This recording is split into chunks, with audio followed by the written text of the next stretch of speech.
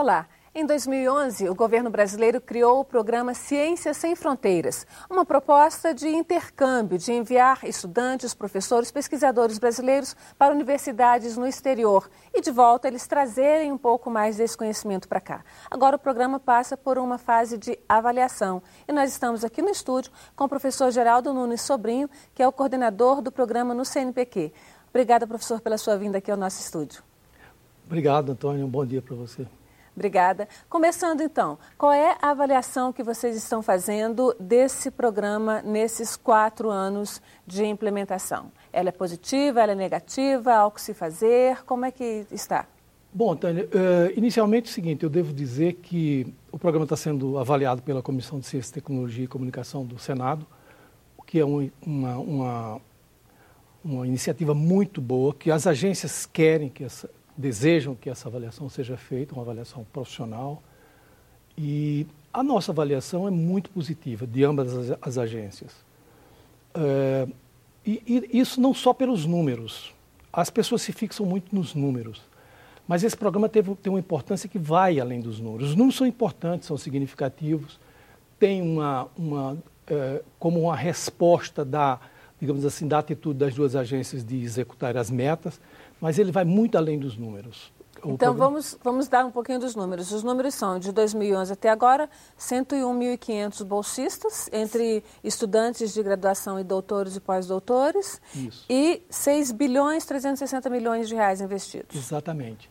Desses 101.446, mais precisamente, quer dizer, tem os estudantes que foram para o exterior, que eu costumo dizer a ação passiva do programa, e também tem cerca de 3 mil bolsistas que vieram do exterior, pesquisadores de altíssimo nível e doutores que vieram para o Brasil para colaborar no Brasil. Esse é outro componente muito importante, embora não seja, é por isso que eu digo, não seja muito significativo do ponto de vista de números, mas de qualidade é muito importante.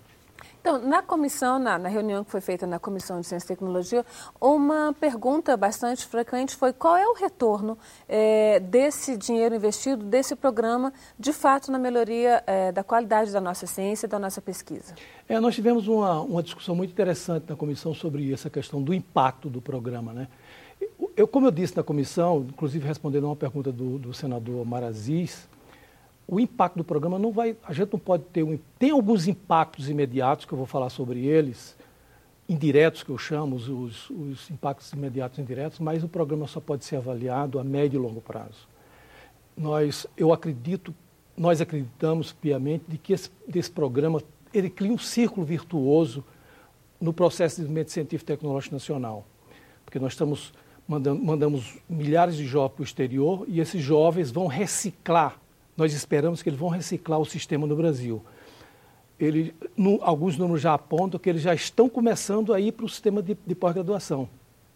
Quer dizer, os estudantes já estão retornando ao sistema de pós-graduação. E vejam só... Ou seja, eles vão continuar nessa carreira de pesquisa e acadêmica. Exatamente.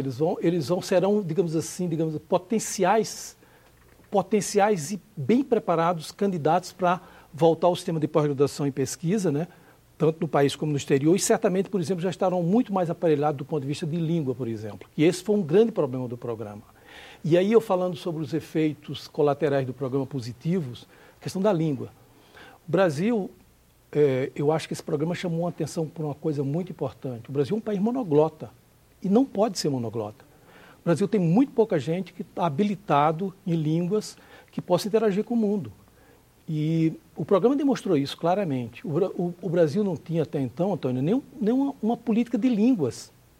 Não tinha política de línguas. Uma política de governo. De governo. De Estado, talvez. Exatamente, né? Política de Estado, de línguas. O MEC não tinha. E o MEC começou a despertar para isso com o Ciência Sem Fronteiras. Hoje o MEC está estruturando uma política de línguas, o Idioma Sem Fronteiras, que foi resultado do programa. Quer dizer, isso é um efeito fantástico do ponto de vista de resultado imediato. Não é? E do ponto de vista, quando a gente fala de científico, porque o programa tinha um foco, que era o conhecimento de ciências exatas, as engenharias principalmente. Nesse ponto de vista aí de formação de engenheiros, que a gente tem hoje um enorme déficit no país, para o desenvolvimento industrial e econômico do país, qual é a avaliação? Olha só, Antônia, engenharias foi, você apontou muito bem, foi a área que mais, digamos, se destacou no programa, né? E engenharias estava tendo um fenômeno no Brasil de uma digamos assim, baixa adesão de candidatos a curso de engenharia no Brasil. Estava vendo até uma regressão, os números apontavam. Depois do Ciências Sem Fronteiras, nota-se, esses dados serão confirmados talvez pelo INEP, que houve uma inversão da curva, os estudantes começaram a se interessar mais por engenharias, por conta, acredita-se, eu acho que a avaliação do programa vai dizer isso, por conta desse programa. Esse programa teve uma repercussão muito grande na sociedade. Agora, qual a importância, qual é a grande importância da engenharia? Porque o senhor é engenheiro de formação e é doutor em sociologia, duas coisas completamente opostas, né? Assim, olhando assim, né, claro, por cima. Qual é a importância dessa formação em engenharia? O que essa formação em engenharia dá de tão especial que ela produz pessoas com essas capacidades tão diversas? Bom, a engenharia, digamos assim, ela é a motora da inovação, né? É na engenharia onde se dá a questão da inovação e onde propicia maior competitividade da economia, que o Brasil tem um problema muito sério de competitividade internacional, por causa da questão da inovação. O Brasil não é um país... a gente hoje está competindo, estamos vendo aí nos jornais, as notícias, que nós estamos competindo por uma questão de desvalorização cambial. Isso é uma competição de baixo valor. O grande valor da competição é através do processo inovativo. E esse processo inovativo, ele se dá essencialmente dentro das engenharias. A engenharia é a grande motora do processo de inovação de um país. Então, por isso a ênfase. Entendo. Esse programa Ciências Sem Fronteiras, ele continua? Vocês vão fazer que mudança a partir dessa avaliação? Sim, continua. O programa continua, eu acho, talvez com ímpeto menor do que foi na primeira fase, não é? Porque na primeira fase tinha todo... Eu acho talvez tenha sido um dos grandes problemas nossos.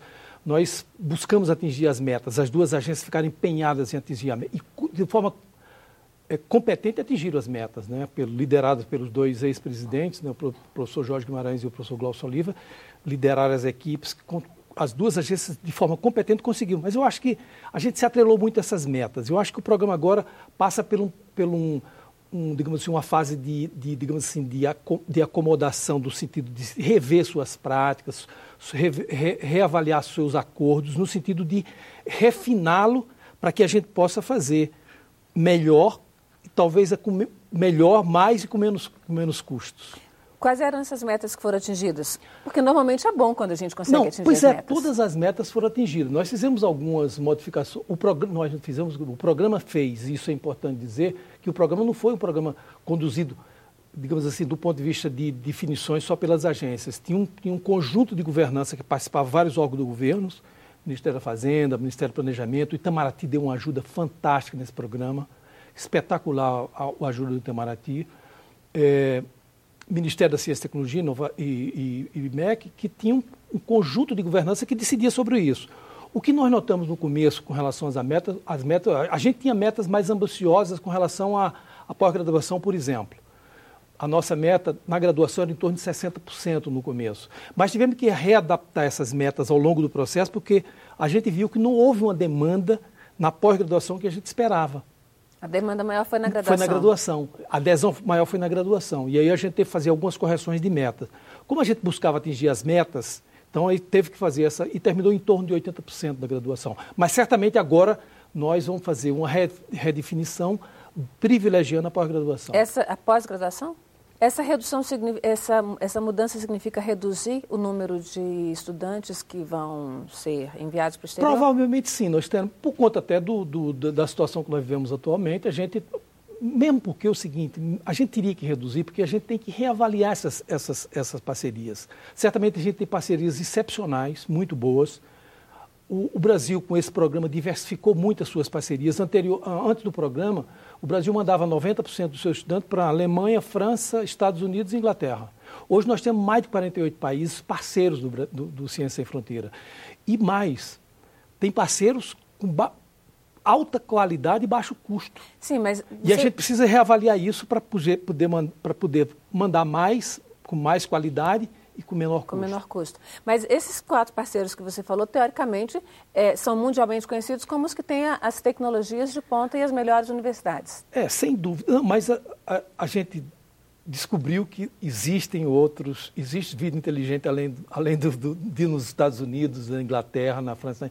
Nós temos países espetaculares como a Finlândia, por exemplo, Suécia, Holanda. Nós temos outros países que têm uma qualidade excepcional de instituições e que podem ser grandes parceiros porque eles estão efetivamente interessados em colaboração. Isso é que é importante, porque esse programa, Antônia, ele tem o grande resultado dele tem que ser a colaboração internacional.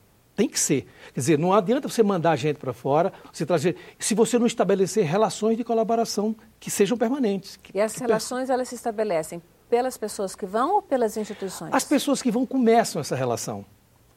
Tem instituições no Brasil, por exemplo, instituições famosas como a USP, o FRJ, o Minas Gerais, Rio Grande do Sul, ITA, até instituições não muito grandes, INPE, que tem já uma colaboração estabelecida. O que esse programa propiciou foi que mais instituições pudessem, eventualmente, participar desse processo de colaboração. E esses estudantes voltando, certamente eles poderão estabelecer cooperação com essas instituições no exterior. Agora, uma crítica que surgiu muito no começo, quando estavam sendo selecionados os alunos, é que os nossos estudantes não falavam inglês e nem francês, então eles estavam escolhendo só universidades, principalmente portuguesas e espanholas ou de país de língua hispânica, por conta da questão da língua, né? E que, teoricamente, lá não teriam universidades tão qualificadas. Como é que isso aí se revelou? Bom, essa é uma boa pergunta, Tônia, e embora a gente tenha que dizer que Portugal tem instituições bem qualificadas, Espanha tem, mas você Sim, eu quero deixar claro que essa não é uma avaliação que eu tenha feito, mas claro, é o que é o senso comum, é verdade, o senso comum, é verdade, é o senso comum. Mas o seguinte, isso ocorreu certamente no começo do programa. Houve uma corrida para Portugal, houve uma corrida para Portugal e Espanha. E o governo, a tempo, deu conta disso e impediu que nós abríssemos novos editais, porque havia um interesse muito grande no programa de que os estudantes se qualificassem numa nova língua. Você vê, hoje nós temos estudantes que assistem a aula em mandarim na China. Nós não tínhamos, antes do programa, nós não tínhamos nenhum. E a partir do programa, hoje o Brasil já tem estudantes na China assistindo aula em mandarim. Para você ter uma ideia, no começo do programa eu estive na China negociando acordos lá e a Embaixada Brasileira tinha apenas um diplomata que falava mandarim. Dizem que são 2 anos para aprender 300 ideogramas, né? 10 anos. Não, mas olha só, na China, eles prometeram a gente que o seguinte, mandasse o estudante por 2 anos, 1 ano só estudando mandarim.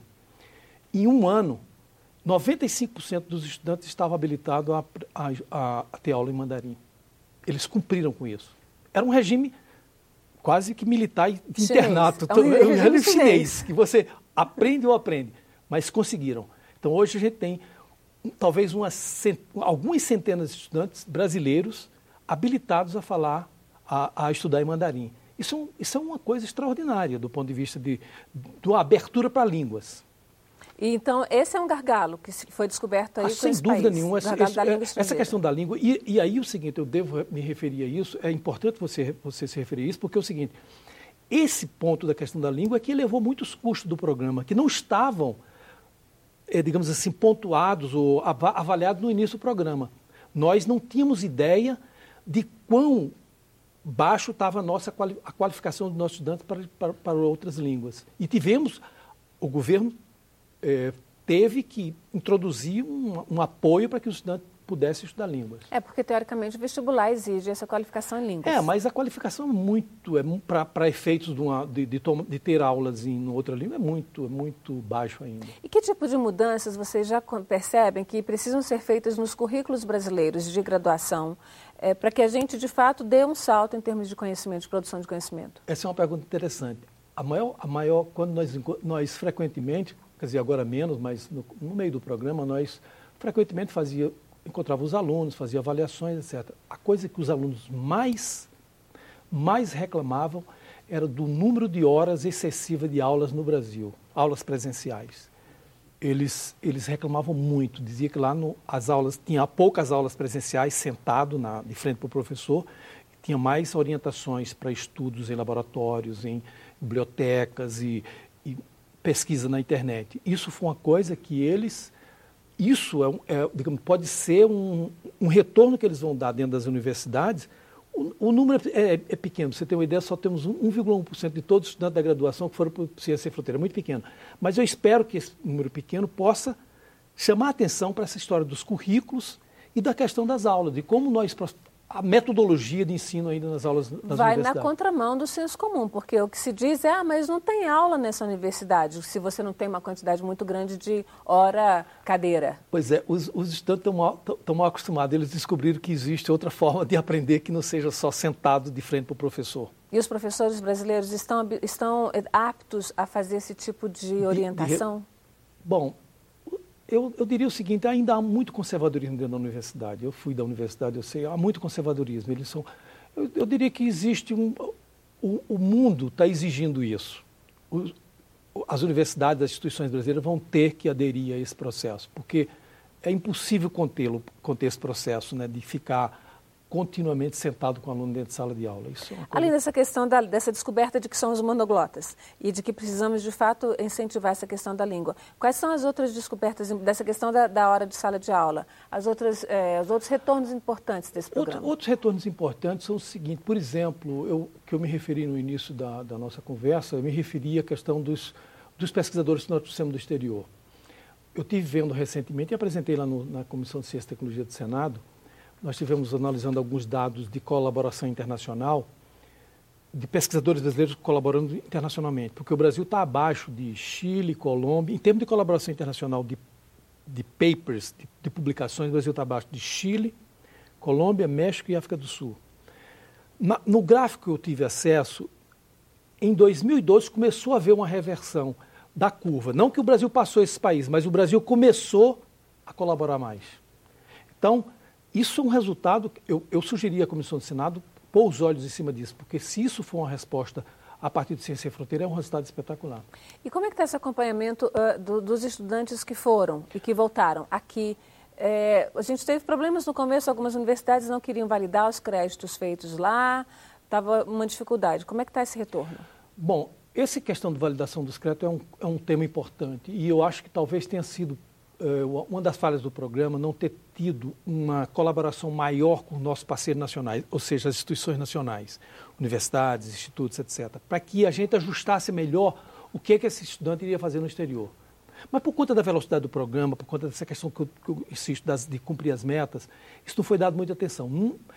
Porque se tivesse sido dado atenção, se você tivesse envolvido mais as instituições locais, os professores, os orientadores, os coordenadores de curso, certamente esse estudante iria para o exterior mais orientado com o que deveria fazer. Então, as universidades brasileiras não estavam participando desse processo. Exatamente, não participaram na medida que deveria ter sido para efeito de você, no retorno, você ter uma apropriação melhor desses créditos. Então, ficou solto isso, ficou muito pelo parceiro nosso, digamos assim, pelo estudante e pela universidade.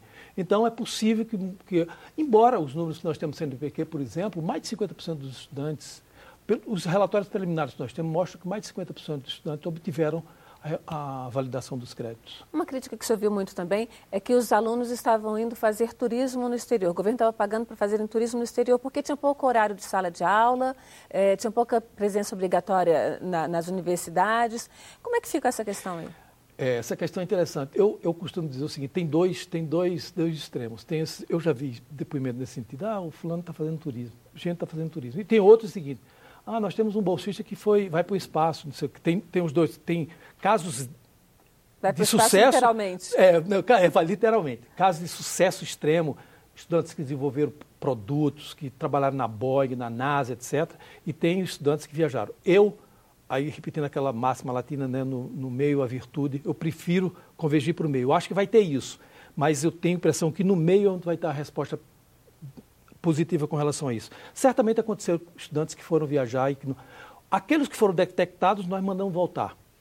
todo estudante, porque as agências têm essa prerrogativa, se o estudante não estiver cumprindo. E os parceiros internacionais que participaram do processo acompanharam os estudantes e davam um retorno para a gente. Quando a gente pegava, a gente mandava voltar. E teve alguém lá fora que devolveu e disse, não, esse estudante aqui eu não quero, não? Teve o caso recente, por exemplo, de submissão que nós colocamos os estudantes, mas são muito poucos. Os estudantes brasileiros, por incrível que pareça, não posso dizer isso, mas são muito bem qualificados. Nós temos tido depoimentos muito positivos das instituições estrangeiras com relação à qualidade dos nossos estudantes. Deu para avaliar a qualidade que os nossos estudantes, a qualidade que eles chegam à universidade? Porque uma coisa que se ouviu muito também na comissão foi esse dinheiro, mais de 6 bilhões, não seria mais importante investir isso aí na formação básica, ensino fundamental e ensino médio? Bom, eu posso dar minha opinião pessoal, que se eu sou, digamos assim, um entusiasta da educação, né, eu sou, assim, trabalho nessa área, na educação, eu acho que realmente tudo que puder fazer lá no jardim da infância deve ser feito. O senador Cristóvão tem uma frase que eu gosto muito, que ele diz o seguinte: se você quer ver o futuro do país, veja a escola que você tem agora, particularmente as mais básicas. E eu acredito que, agora, não são excludentes. A gente não pode... eu acho que tem que investir nos dois pesadamente. O Brasil deve investir em educação sempre pesadamente. Não são excludentes. Eu acho que o discurso de excluir um em detrimento do outro, isso pode desbalancear o sistema. A educação é sistêmica, ela é sistêmica, ela não se desliga de um nível para o outro. Então, eu não compartilho do discurso da excludência. O senhor acha, só para a gente encerrar, que é o momento de revisar, de fato, a nossa universidade? Fazer uma revisão geral? Sem dúvida nenhuma. Nossa universidade precisa se atualizar. Nossa universidade é um complexo de coisas de ponta na área de medicina, tem coisas de ponta na área de engenharia, tem coisas de ponta e tem coisas atrasadíssimas, precisa se reciclar. E eu acho que esse programa pode ser o vetor, digamos assim, um dos vetores, não pode ser o vetor, um dos vetores que propicia essa renovação da universidade. Doutor Geraldo, muito obrigada pela sua presença aqui no Cidadania. Foi um prazer. Nós conversamos com Geraldo Nunes Sobrinho, que é o coordenador do programa Ciências Sem Fronteiras do CNPq. Nós esperamos os seus comentários, as suas críticas. Ligue pelo 0800 61 2211, o telefone do Alô Senado. Se você quiser rever este programa ou qualquer outro de nossa grade, entre no site www.senado.leg.br/tv. Até a próxima.